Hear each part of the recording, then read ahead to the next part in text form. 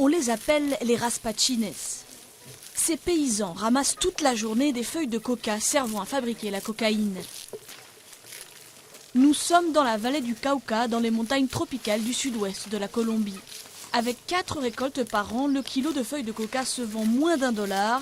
Une misère à côté du gramme de cocaïne qui peut dépasser les $100 en Europe ou aux États-Unis.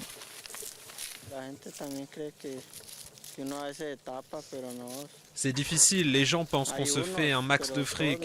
Certains oui, mais pas tout le monde. Ça, c'est pour subsister, pour nourrir nos familles. Mais la coca demeure plus rentable pour le paysan que toute autre culture. Les trafiquants viennent directement ici acheter les récoltes. Les raspachines peuvent gagner $22 chaque soir, soit le double du salaire minimum journalier en Colombie.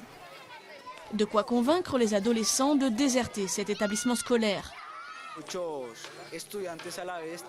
Beaucoup d'étudiants doivent travailler au champ en parallèle et perdre des semaines de cours. La vallée du Cauca est le royaume de guérillas d'extrême gauche comme les FARC et de groupes criminels qui participent de plus en plus au trafic de drogue après 50 ans de conflit avec les autorités de Bogota. La présence de l'armée s'est renforcée et les combats sont fréquents. Parfois, ils se mettent à se battre et il faut partir en courant. À quelques mètres de là, un laboratoire artisanal. Ici, la chaleur est étouffante. Après avoir fait macérer les feuilles de coca dans de l'eau, du ciment et du sel, ces ouvriers de la drogue écrasent pendant des heures, ce qui donnera une pâte ensuite vendue aux trafiquants. Les ouvriers affirment que les FARC ne leur prélèvent aucun impôt, uniquement aux trafiquants. On n'a jamais eu de problème avec la guérilla. En fait, ils ne se mêlent pas de nos affaires.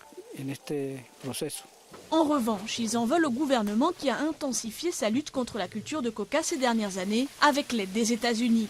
Elle est interdite et les peines peuvent aller de 4 à 10 ans, même si elles sont rarement appliquées.